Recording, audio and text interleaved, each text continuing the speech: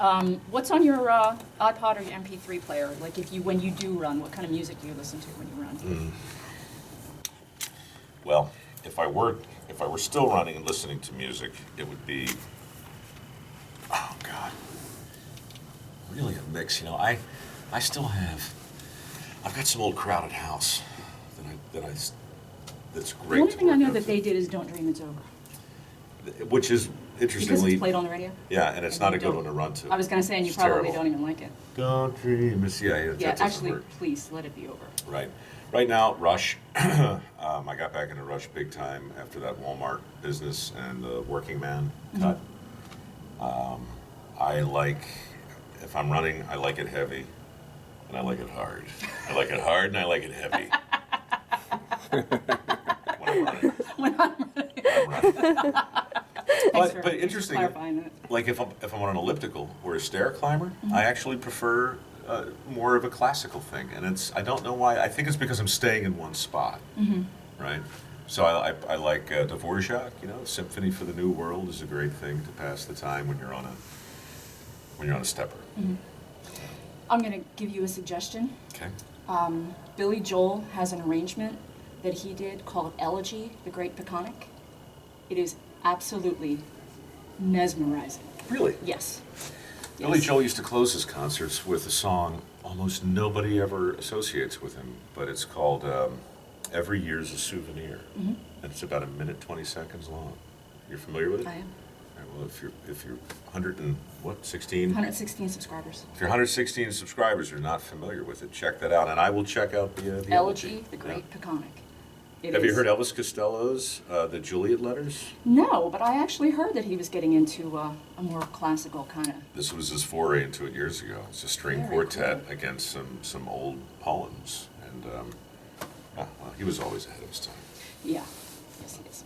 Hey, Okay. so far, by the way, the questions are solid. Good. I'm glad, because Yeah. I thought, if I ask you some really stupid off-the-wall questions, you're gonna be like, "Why am I wasting my time with this girl? No, I could be believe on me, a plane." it's the thought went through my mind initially, but now that we've met, I'm feeling better about it. Good. I'm glad. If It you just were, struck me there. I know I did. And it's on tape too, so God, I'm gonna get arrested. Maybe Um, detained. But there's no security here. Just you, me, and 2 camera people. Yours and 5,000 chairs. mine. If you were an animal, what kind of animal would you be? Ooh. Wow, so many ways to go, but I think clearly anybody who puts any thought into it is going to have a hard time not being a bird for all the obvious reasons. I mean, the king God, yeah. king of the jungle would be great. Be great to be a shark, but just Yeah, but you can't bite people when they're wearing those shark suits. You can't grab them. You can't hug them. I mean, you can chew them to pieces. But It's true. no, I think a bird, and honestly, I think I'd want to be an endangered bird. Really? Yeah, I'd want to be looked after. I'd want people worried about me, right? I'd want no shooting at me. Maybe a California condor. They're ugly. Cool. They're maybe the ugliest They creature. really are. But There's man, no redeeming qualities to the way they look. but they can fly so high, and they can dive, and they're just, I mean, they're dinosaurs, which is the drawback, and you eat a lot of raw carrion. But still, if you were Yeah, a but- condor, you would love it. Oh yeah, and there's never any shortage of carrion. No, Seriously. not in the desert. Yeah. That's my answer. California Good condor. answer. Good answer. What is your favorite meal that your mother used to cook for you growing up, and can you make it? My mother used to make a delicious spaghetti gravy. Is this really about you? It's about me. Yes, it is. My question. I'm just telling you my side Yeah, of the spaghetti story. gravy. No, that's good. Well, again, my favorite childhood meals were out of context. So, like on Thursday nights, for no good reason, my mother would make pancakes for dinner. Big, thick, fluffy buttermilk pancakes, and essentially, it was breakfast for dinner night, and I love that. And I love the pancakes at night more than I like them for breakfast. Really, I'm not crazy for breakfast. But she'd make waffles, and we'd have them at night. So breakfast for dinner was big. I didn't care what it was. She did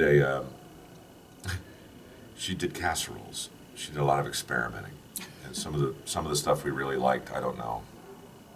I don't know that it they were hybrids out of those old Betty Crocker books. It's like half of this recipe and half Hot dog casserole with meat dog, beans. meatloaf casserole and stuff. I miss those. I can't make those, because I don't know exactly what they were. Do you do a lot of cooking when No. you're home? No, I don't. No. No, Is it because you're not home very often, or is it because you No, just I'll tell you the truth, and it's not very politic to say it these days, what with the advent of the Food Network and all the cooking shows, but I don't like it. You don't like to cook? Nope. I like to eat. And I like to corn on the cob, crabs, maybe some grilling all day long. But the stuff like baking and real recipe driven stuff, I don't like recipes, and Measuring and all I don't like measuring. I don't like following protocol so closely. So cooking good cooks are very good at following directions. Not good at following directions? No. How did you get to where you are? I mean, you are the working man's apprentice. So Well- you're supposed to follow directions. I follow directions on the job, but I don't follow directions in my industry Okay. or my career. So, I mean, it's not that I'm trying to be an anarchist. It's just less interesting to me to do what you're told. And, Yeah. not to unnecessarily rock the boat, but the reverse commute is a better way to get there, in my opinion.